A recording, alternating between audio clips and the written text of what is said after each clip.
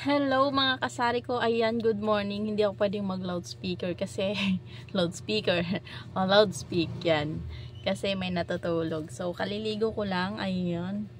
And hindi talaga ako nagsusuklay after kong maligo, and huwag nyo lang pansinin yung aking ilong. Nakakadismaya. Ito lang yung pimples, pero yung pula niya, namumula yung buong ilong ko, parang nangangamatis.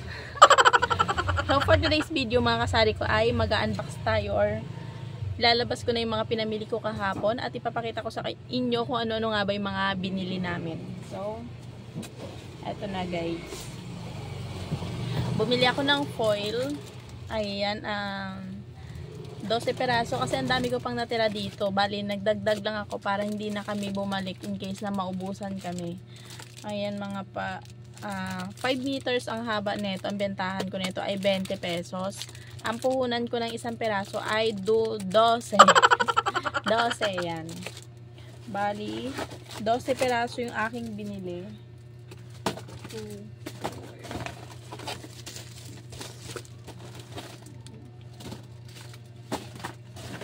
Ay, 15 pala siya.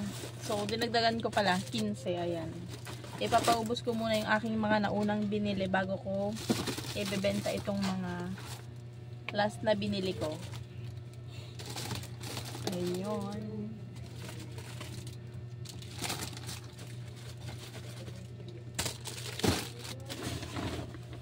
Then, nagkanda punit-punit na yung aking bag. Oh. Buti na nga lang dito na sa bahay na wasakan ng eco bag. Hindi sa Divisoria kasi kung nagkataon nyari. Then, bumili din ako ng aking disposable cups. Ayan mga kasari ko, parang 14 pesos yata isang balot nito sa Divisoria. 50 pieces na yung laman. And then, straw. Ayan, straw. Doon na rin ako bumili. Bumili ako ng 6 na peraso. Bali, ang puhunan nito ay 14 pesos.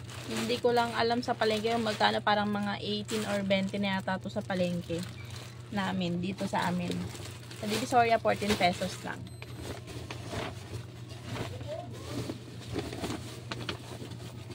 Tapos, kandila, ayan. Kandila, kasi may naghahanap dito ng malalaking kandila. Ay, kandila ko yung mga tig-8 lang na medyo mas maliit lang dito. So, nagdagdag na rin ako.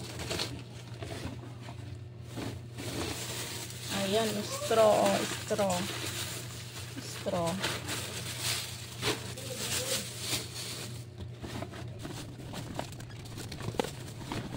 Yeah. Tapos ito mga kasari ko, ibang store naman yung binilihan ko nito.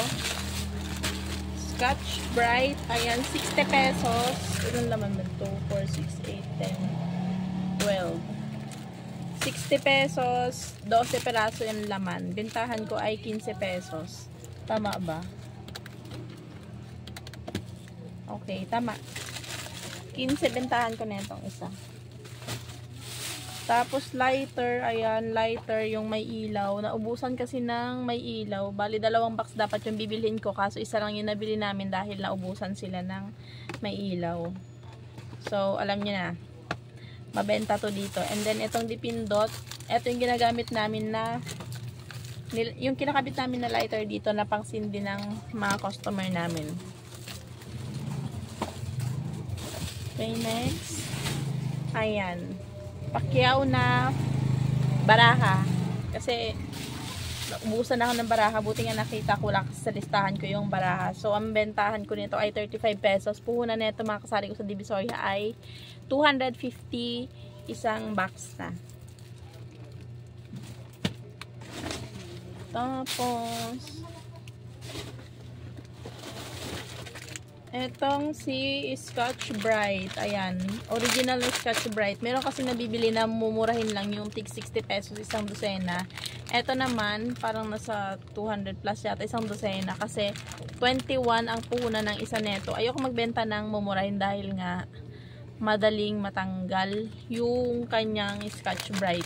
Madaling maghiwalay sa foam. So, ito na binili ko. And then, ito. Si ating sampalok. Ang aking sampalok na mabenta, yan mga kasari. Ulo, no, ano na siya.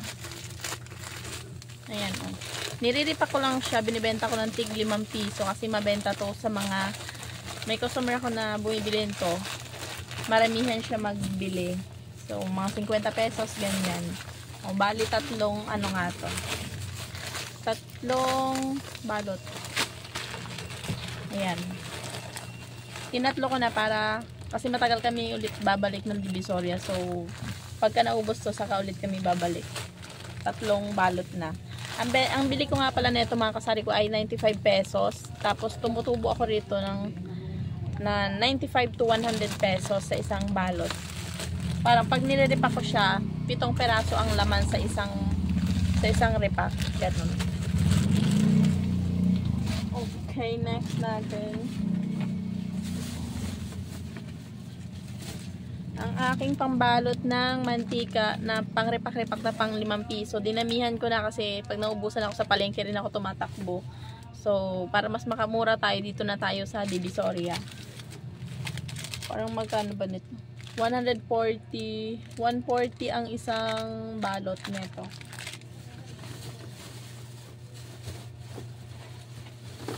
Next natin, etong aking pang 10 piso na plastic bag. Pang anong size nito? Tiny. Tiny. Okay, next natin, etong mini. Bumili din ako ng mini plastic. 95 magkano? 95 pesos. Yan, isang tali. Ay! Ilan laman nito? 1, 2, 3, 4, 5, 6. 10 peraso ang laman sa isang tali, 95 pesos. Parang 9.50 lumalabas ang isang balot. Ayan. Kapag talaga sa Divisoria kayo namili mga kasali, mas mapapamura talaga kayo. Kung malapit lang din naman kayo within Metro Manila, mag-Divisoria na lang kayo kaysa palengke. Kung gusto niyo lang naman makatipid, di ba? And then, bumili na rin ako ng 8x11, dalawang balot kasi meron pa akong natitira dito sa taas. Panggamit tsaka pangbenta namin to. Oh, mabigat. Ayan.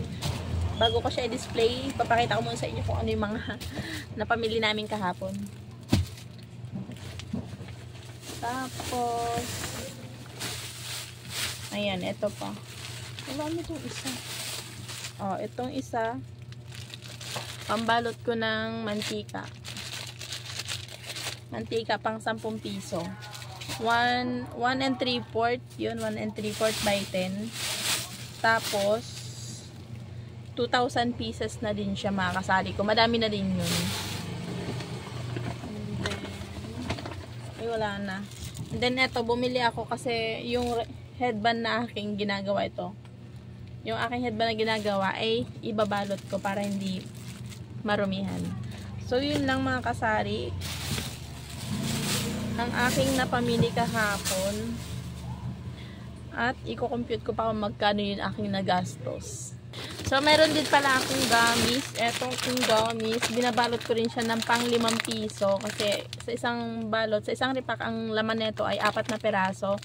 So, marami din ang nagagawa ko nito. Malaking tubo dito mga kasali. Tapos, etong isa yung cubes. Ayan. Eto lang yung mabenta sa akin. Kasi nagtry ako ng iba, yung ibang klase, ibang design, yung may circle, ganon, hindi siya mabenta, ang tagal bago naubos. So, eto, mabilis nang maubos dito sa tindahan ko. Kaya ito lang yung binibili ko. Tsaka yung sampalok. So, yun lang. And then, yung accessories na aking, ayan, yung aking bagong pinagkakabisihan, accessories.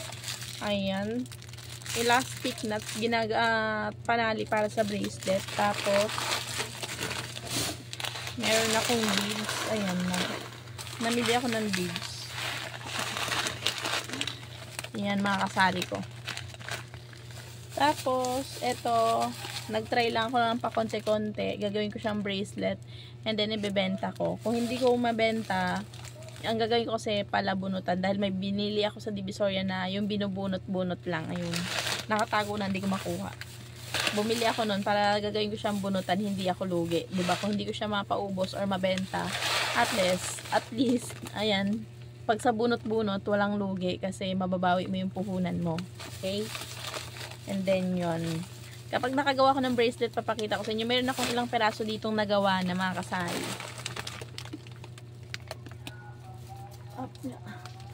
Apya. Ito yung aking nagawang headband. Ayan, pang bata. Diba? Ganda. Ito yung nagawa kong headband. Bali, dalawa nga to.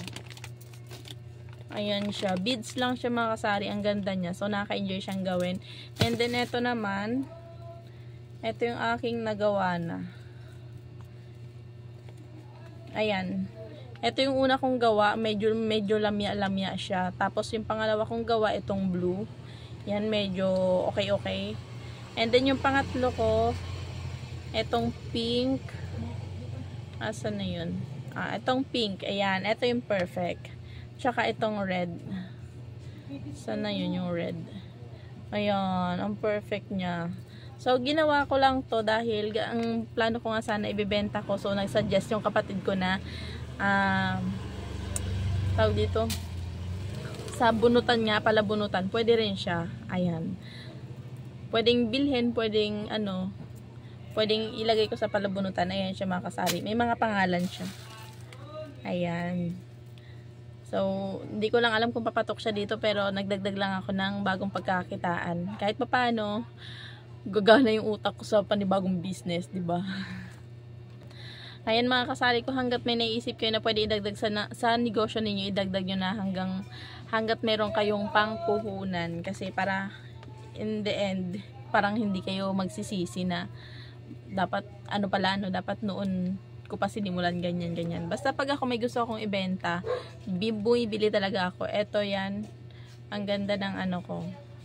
Eto hindi siya lamya-lamya. Yan. Medyo nahirapan lang ako gumawa ng una.